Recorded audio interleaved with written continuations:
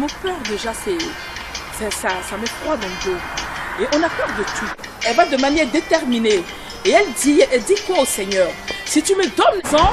Et aujourd'hui, nous abordons un thème que j'aime beaucoup, qu'on appelle Toujours dans notre émission Parlons-en, nous avons...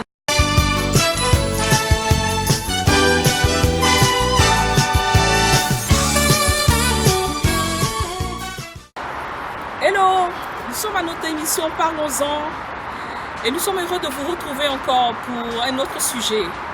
Le sujet d'aujourd'hui, c'est le silence. C'est un mot que je trouve assez fort. C'est un mot qui amène beaucoup de réflexion. C'est un mot qui fait que des fois j'ai envie de planer, mais je n'y arrive pas. Mais après un parcours tumultueux de notre vie, nous nous levons le matin, nous allons au travail, nous nous habillons, nous nous lavons, nous allons manger. Nous sommes dans un conditionnement social où le matin tout le monde doit courir. Quand vous allez à la gare du Nord ou à Saint-Lazare, vous voyez que tout le monde est occupé. Chacun court, chacun va quelque part, chacun cherche quelque chose. Mais j'ai envie de dire stop, juste un instant. En disant où je vais, qu'est-ce que je cherche et de quoi ai-je besoin? Pourquoi suis-je né? Quand je suis sur cette terre, je vais où? Je travaille, je mange, je dors, je m'habille. Il y a les soldes, je m'en vais, je vais au centre commercial. Ça, c'est la vie de tous les jours, c'est le conditionnement social de tous les jours. Mais je veux juste dire stop un instant, m'arrêter. M'arrêter, éteindre la télé, éteindre mon portable, éteindre tout appareil qui me connecte à qui que ce soit. Arrêtez de faire du bruit, tout simplement. Le Larousse nous dit que le silence, c'est se taire. Ne pas parler, la tranquillité, le calme, ne pas faire de bruit. Ok. Mais lorsque je me tais, lorsque je ne dis plus rien, est-ce qu'à l'intérieur de moi, j'ai le silence? Non. Il y a une bataille à l'intérieur de moi. Mon esprit continue de tourner, les pensées continuent d'arriver et je continue de penser. Et pourtant, j'ai envie de faire silence. Mais le silence va plus loin que ça. Je vais te poser une question. Est-ce qu'un jour, tu t'es arrêté pour dire « Je veux rentrer dans le silence. Je veux m'asseoir avec moi-même. Je veux réfléchir. Et je veux me demander pourquoi je suis là. Comment je peux faire pour être utile à cette société? Comment je peux te venir en aide? Comment je peux juste venir te regarder ?» Des gens payent des sommes pour aller voir un psy. Le psy ne te fait rien, il ne te dit rien. Il ne fait que t'écouter. Et encore s'il t'écoute. Mais il y a des moments où tu es fatigué de parler à toutes ces personnes. Tu es fatigué de te plaindre. Tu es fatigué de tout le temps parler de toi, de parler de ta vie. Tu es fatigué de chercher. Je dis stop. Rentrons dans le silence. Le silence est d'or. Il y a des citations où on nous dit le silence est d'or. Mais ce silence, c'est ta rencontre avec toi-même. Avec qui tu es. Je me tais, je m'assois et je me dis, qui suis-je? Je vais où? Je cherche quoi? De quoi ai-je besoin pour être bien? J'ai aimé, j'ai des enfants. Je n'ai pas aimé une seule personne. J'aime mon mari, j'aime mes enfants. Mais il y a toujours ce petit vide en toi. Cette chose que tu ne peux pas nommer. Cette chose qui ne s'exprime pas encore. Mais il faut qu'un jour tu te rendes compte que tu ne cours après rien d'autre qu'après toi-même. Et que lorsque tu t'assois et que tu te tais et tu rentres dans le silence, tu te rends compte que tu es un autre interlocuteur à l'intérieur de toi. Le silence à cet instant précis. Je ne te parle pas du silence passé. Je ne te parle pas du silence qui arrive, que tu ne verras pas. Mais je dis maintenant, je m'arrête de parler. Et je m'arrête de dire quoi que ce soit. Et je veux rester en cet intervalle entre mes pensées et mon esprit. Je veux prendre conscience que j'existe, que je ne suis pas seule et que forcément je suis une personne à part entière, c'est vrai. Mais le silence m'amène à me poser une question. Qui suis-je? Et après toutes ces réflexions, après tous les fardeaux que je porte, j'ai envie un jour de les déposer à la porte et j'ai envie de rentrer dans une salle où il n'y a pas de bruit. Et cette salle où il n'y a pas de bruit, c'est ma conscience. Je rentre à l'intérieur, je suis assise avec moi-même et je me tais. Et cette fois-ci, j'écoute. J'écoute qui? Je m'écoute moi-même. Au début, il y aura tout plein de pensées qui vont fustiger de partout. Tu vas te rendre compte que tu te tais, mais l'intérieur de toi ne se tait pas. Continue de bouger. Les vibrations qui sortent de toi sont fortes parce que je me suis tue physiquement. mais je ne me suis pas tue intérieurement. L'intérieur commence à poser des questions. Est-ce que je dois faire ceci? Non, il n'y a rien d'important. Assieds-toi et écoute. Écoute qui? Je veux que tu rentres dans cette dimension, dans cet intervalle, en tes pensées. Et ce vrai silence qui est au-dessus de toi. Parce que la nature propre de l'homme, c'est l'amour, c'est la paix, c'est la joie. C'est trois choses que tu as envie de retrouver, mais tu ne peux pas retrouver au début. Parce qu'il y a une voix à l'intérieur de toi qui commence à te dire, mais tu es sûr? Est-ce que tu as pu expliquer? Est-ce que tu vas t'en sortir? Est-ce que ça va aller? Qui va te ramener tous les problèmes existentiels tous les jours, même les dernières factures qui ne sont pas encore payées. Mais je dis stop un instant. Assieds-toi avec toi-même. Reste tranquille. Tais-toi. Ne parle à personne, ne cours après personne, n'appelle personne. Mais reste avec toi-même. Et ce toi-même là, tu ramènes à qui? Le je suis. Le je suis. Qui est toi? Tout est en toi. Ton intérieur te dit quoi? Ne serait-ce que l'écouter 2 minutes. Savoir ce qu'il te dit. Et je vais vous appeler chacun à rentrer dans ce moment de silence. Le silence est un pouvoir. Le silence, on rencontre Dieu dans le silence. On entend Dieu dans le silence. On entend des choses qu'on n'a jamais entendues. On se rend compte qu'en fait, on n'a besoin de rien d'autre à l'extérieur, mais tout est en nous. Mais ça demande une réflexion, ça demande un parcours, ça demande un moment. Et j'invite toute personne qui m'écoute aujourd'hui à se créer des moments de silence. 10 minutes peut-être dans la journée, mais ça va finir par une demi-journée et ça va finir par des jours. Juste être dans le silence, de te rencontrer, de te découvrir, de te regarder et de te dire, en fait, je suis une créature merveilleuse. Je ne ressemble pas à tout le monde. J'ai peut-être un physique atypique, un physique qui n'est pas comme tout le monde. Je suis peut-être grosse, je suis peut-être mince. Mais tu es toi. Il n'y a pas un deuxième toi ailleurs. Tu es unique en ton genre et tu es une personne aimée. Parce que la nature tout entière, tu es un morceau de cette nature, tu es un morceau de cette énergie, tu es un morceau de tout ce qui est construit. Et dans ce silence, tu te retrouves. Tu découvres une paix intérieure que tu n'as pas, mais dans laquelle tu dois rester. Et tu dois la cultiver, tu dois la chercher. Et il est possible de l'avoir dans ce brouhaha, dans cette société où tout le monde court après tout, où tout le monde cherche tous les biens matériels. Mais on peut tout avoir matériellement, mais ne pas être heureux. Je te demande juste un instant. Rentre dans ce silence.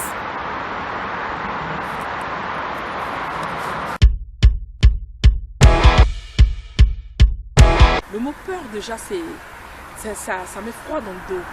Et on a peur de tout. Elle va de manière déterminée. Et elle dit quoi au Seigneur? Si tu me donnes le sang. Et aujourd'hui, nous abordons un thème que j'aime beaucoup, qu'on appelle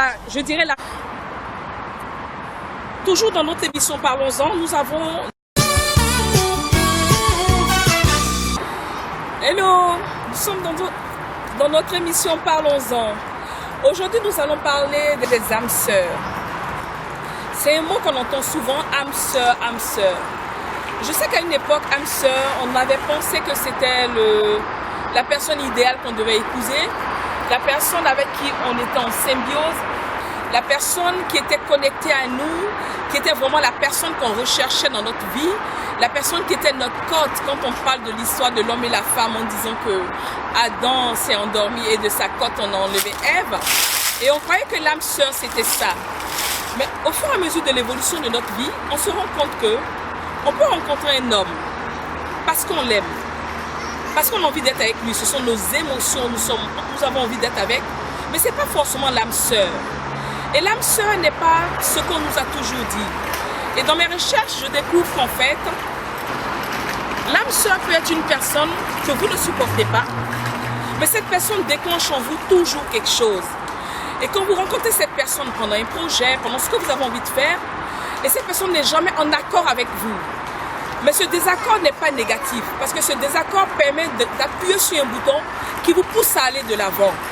Et il y a des personnes comme ça qu'on rencontre à chaque étape de notre vie, pendant que nous sommes dans une position où nous devons prendre une décision importante.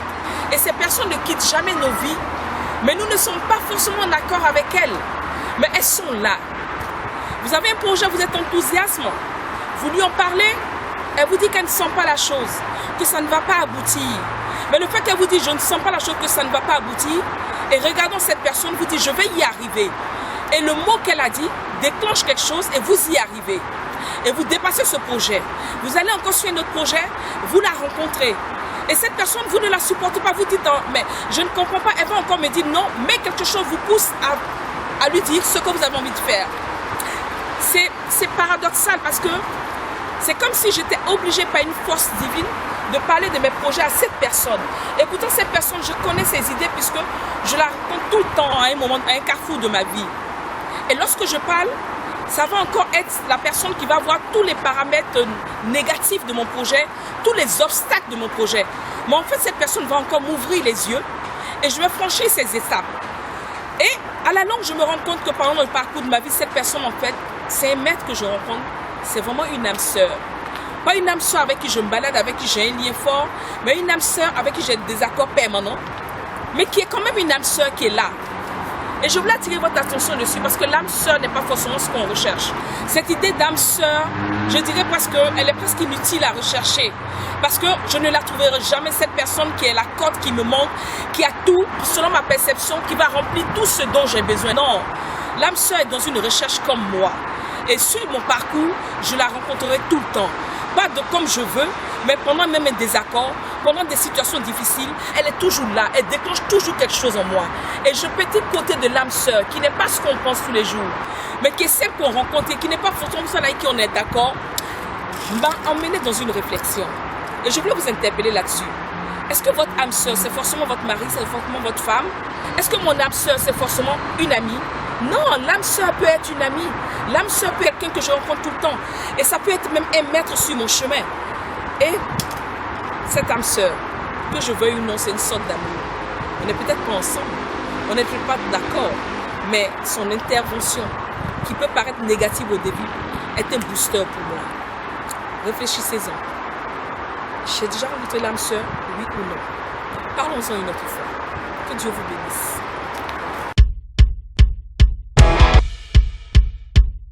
Le mot peur, déjà, ça met froid dans le dos. Et on a peur de tout. Elle va de manière déterminée. Et elle dit quoi au Seigneur?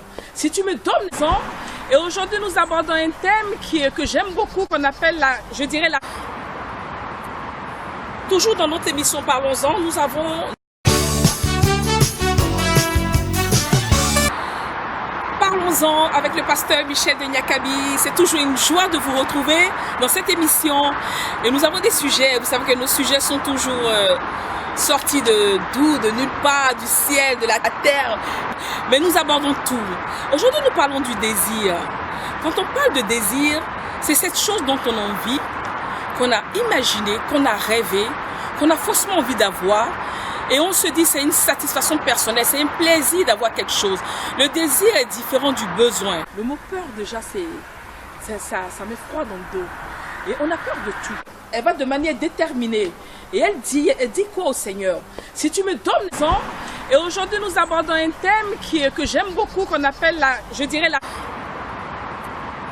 toujours dans notre émission Parlons-en, nous avons...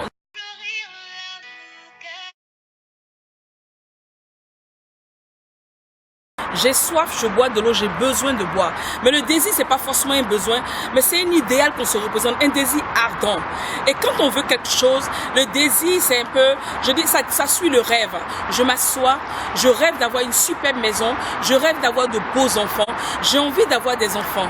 Et après avoir j'ai rêvé ces enfants, je désire les avoir, je veux les avoir, j'en ai besoin. Et pendant que j'ai ce désir ardent, il ne faut pas lâcher. Je vous dis parce que les désirs évoluent, les désirs changent. Les désirs peuvent être déclenchés par la vue de quelque chose de superbe. Je vois un bel homme, une belle femme, je la regarde, je la désire. Oui, ça c'est un désir qui est déclenché par une représentation. Mais dans ma vie de tous les jours, les désirs évoluent, les désirs changent. Les désirs peuvent être déclenchés par la vue de quelque chose de superbe. Je vois un bel homme, une belle femme, je la regarde, je la désire. Oui, ça c'est un désir qui est déclenché par une représentation. Mais dans ma vie de tous les jours, les désirs évoluent. Aujourd'hui, ça peut être un homme, ça peut être une femme, ça peut être une belle maison, ça peut être une belle voiture. Et tes désirs évoluent parce que tout évolue autour de nous. Mais au fond de toi, il y a un autre désir, qui est la satisfaction d'avoir réussi ta vie quelque part. Au début, le désir, il peut être matériel. Je le dis parce que on a tous eu des désirs matériels. Moi, venir vivre en Europe était un désir pour moi étant enfant. Mon père me disait, oui, toi, je vais t'emmener en Europe pour faire des études. Et donc, ce désir, il a créé en moi, il a déclenché en moi. Donc, quoi que Je fasse, je dors, je me couche, je me vois en Europe en train d'y vivre. Il est accompli parce que j'y suis aujourd'hui. Mais pendant que j'y suis, il y a un autre désir qui naît, celui d'avoir une vie meilleure et heureuse. La vie meilleure et heureuse est représentée dans le monde aujourd'hui par une jolie maison, des biens matériels, par beaucoup de choses qu'on regarde aujourd'hui. Une superbe voiture, c'est agréable, c'est beau. C'est un désir que j'ai envie d'avoir. Mais au fur et à mesure, le désir va changer, il va évoluer. J'ai le désir ardent aujourd'hui, il arrive où j'ai envie d'un bien-être interne. Un bien-être qui évolue, un bien-être qui fait que je me sens bien. Je ne vais plus projeter ce bien-être sur quelqu'un, sur une autre personne, mais ce désir te pousse à continuer. Tu as des fois envie de t'asseoir, mais il ne part pas. Quelles que soient les situations de ta vie, quel que soit ce que tu peux traverser, ce que tu peux vivre, le désir, il est là, il ne change pas. Il ne change pas. Il ne change pas. Il évolue, mais il ne change pas. Il s'améliore. Il continue d'aller plus loin. Tu te vois peut-être d'une certaine manière, mais après, tu veux accéder à un certain rang social, à une certaine position. Et donc, je veux appeler chacun. Quand tu t'assois, quel est le désir ardent que tu as? Et quand ce désir est précisé, tu te mets automatiquement en action pour le réaliser. Et la manière dont ça va être réalisé ne dépend pas de toi. L'univers entend. Tu n'as qu'à lancer ton désir dans tes pensées, dans tes phrases, à te focaliser là-dessus et te dire, je veux y arriver. La manifestation pour y arriver, tout ce qui va se mettre en place pour y arriver ne dépend pas de toi.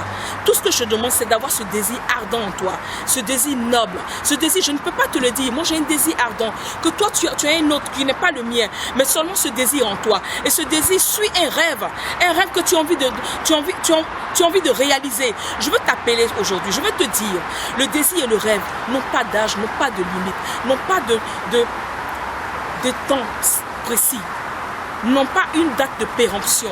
Tu as un désir, il peut se réaliser à n'importe quel âge, à 10 ans, à 20 ans, à 30 ans, à 50 ans, à 60 ans, à 80 ans. Tout ce qu'on te demande, que ce désir soit ardent en toi, parce que l'univers va mettre toute l'énergie en place pour pouvoir réaliser le désir dont tu as besoin, dont ton évolution a besoin, dont tu as besoin pour te structurer, pour te recadrer, selon ton parcours, selon ton éducation, selon la vie que... Parce que l'univers, il n'y a pas de hasard. Tout va s'emboîter autour de toi en fonction du désir que tu as en toi. Et ce désir te met dans un enthousiasme précis, te donne envie d'y arriver. Et je veux réveiller le désir ardent de chacun de vous ce matin. Que ce désir-là se lève en chacun de vous. Assieds-toi, précise-le, écris-le, rêve grand comme tu veux, vois grand, mais que ce désir ne s'éteigne pas.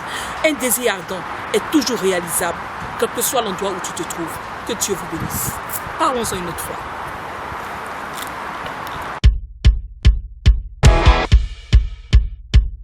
Le mot peur, déjà, ça m'effroie dans le dos.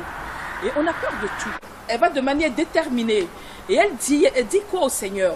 Si tu me donnes le sang. Et aujourd'hui, nous abordons un thème que j'aime beaucoup, qu'on appelle Toujours dans notre émission Parlons-en, nous avons...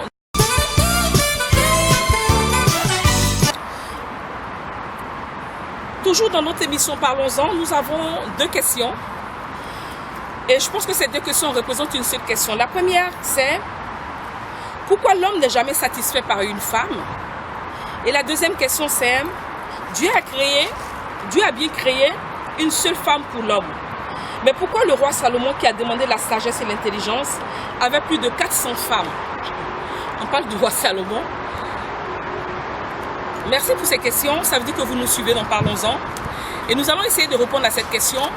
Mais bien avant ça, nous allons vous guider vers une de nos vidéos qui parle de l'amour, de toutes les manifestations de l'amour, pour que vous sachiez que cet amour que vous demandez, il y a beaucoup de manifestations aujourd'hui. Et le mot amour englobe beaucoup de choses. On vous guide vers cette cassette, vers cette vidéo. Mais vous nous dites que Dieu a créé un homme pour une femme. Ça, c'est l'histoire biblique. Mais n'oubliez pas que nous venons de différentes cultures. Il y a des enfants qui sont nés de familles polygames. Le père a plusieurs femmes et ça n'a pas gêné, ça n'a pas empêché de les éduquer. La polygamie n'est pas un péché. Dans la Bible, nous avons des cas de polygamie. Comme Abraham qui avait 2 femmes. On a plusieurs cas de polygamie. Mais n'oublions pas que nous venons de culture africaine. Et dans notre culture africaine, la polygamie n'a pas été présentée comme quelque chose de négatif. Puisque la femme, arrivée à un certain âge de la ménopause ou quand elle a plus de 70 ans, dans la culture africaine, pouvait choisir une autre femme plus jeune pour son mari, de manière consciente. Et donc elle se disait, au moins je suis vieille, je ne peux plus répondre au désir de mon mari. Et je permets que lui, comme il est toujours actif, qui est la constitution masculine, qu'il ait une autre femme. Dans cette culture, ce n'était pas mal vu. Mais aujourd'hui, avec l'évolution de la société, nous avons des cultures occidentales. Vous vous rendez compte qu'aujourd'hui, le couple, ce n'est plus monsieur et madame. On a des couples aussi de même sexe. On a des couples hyper différents, mixtes. Et c'est un choix. Parce que n'oublions pas que chaque personne a un choix de vie. Si toi, dans ton esprit, un homme doit satisfaire une seule femme, il y a des hommes qui ne se contenteront que d'une seule femme. Et il y a des femmes qui se contenteront d'un seul homme. Mais il y a des femmes qui ne veulent pas un seul homme. Et comme vice-versa, il y a des hommes qui ne se contentent pas d'une seule femme. Et donc c'est vraiment une pulsion amoureuse qui vient de chacun. Ce n'est pas une loi. Ce n'est écrit nulle part. Je m'écarte de tout test religieux parce que celui qui va à l'église va se dire qu'un homme, une femme, c'est normal. Celui qui ne va pas à l'église, qui est musulman, acceptera la polygamie. Et celui qui est dans une autre congrégation acceptera autre chose. Et donc nous sommes dans une diversité de cultures. Et donc ce n'est pas une loi établie. Et les gens sont libres de faire ce qu'ils veulent. Mais personnellement, si tu penses que tu ne suffis pas un seul homme, que cet homme ne te convient pas, c'est un choix de vie. Mais ce n'est écrit nulle part. Et rien n'empêchera quelqu'un d'avoir une vie, d'avoir deux femmes. Et aujourd'hui même, on va plus loin. On a des sociétés où les femmes ont deux maris. Et donc, la société évolue. Ce n'est pas une loi établie, c'est un choix de vie. Et c'est une décision qui se prend. Si la personne veut rester avec une femme toute sa vie, c'est un choix de vie. Si la femme veut rester avec un seul homme, c'est un choix de vie. Et si Salomon avait 400 femmes, nous sommes dans une culture différente. On parle d'un roi qui était hyper riche. Et 400 femmes pour lui, ce n'était rien vu le matériel qu'il avait. Et les 400 femmes, rien ne nous dit qu'elles étaient toutes heureuses et qu'il les voyait toutes en même temps. Non, l'histoire se raconte de cette manière. Mais c'est une histoire avec une culture différente, à une époque différente. Même étant roi, pendant qu'il connaissait Dieu, cela ne l'a pas empêché d'avoir 400 femmes. Donc on revient encore à la question du choix. C'est un choix de vie. Et ce choix de vie, personne ne peut vous l'imposer. Même les Écritures ne nous l'imposent pas. Parce que l'Écriture, je l'écoute, c'est vrai, je la vis. Mais le choix appartient à l'homme. Et donc si la personne décide de se marier avec une seule femme, c'est un choix de vie. Même au niveau de la satisfaction, nous sommes mal placés pour parler de la satisfaction dans le sens où ce n'est pas que l'homme qui ne se satisfait pas d'une seule femme, il y a des femmes qui ne se satisfait pas d'un seul homme non plus. Et donc, c'est de part et d'autre. Ce n'est pas, nous n'accusons personne. Ce sont des choix de vie. Et moi, je dirais à cette sœur, personnellement, la conception qu'elle a du mariage, la conception qu'elle a de la vie, ne dépend que d'elle. Et si elle veut rencontrer ce genre de personnes, à elle de savoir réellement ce qu'elle veut et de parler avec cette personne qu'elle rencontre en lui disant que moi, je n'ai pas envie d'avoir un autre homme que toi. Parce que c'est louable de sa part d'être fidèle et d'avoir cet homme pour toute sa vie.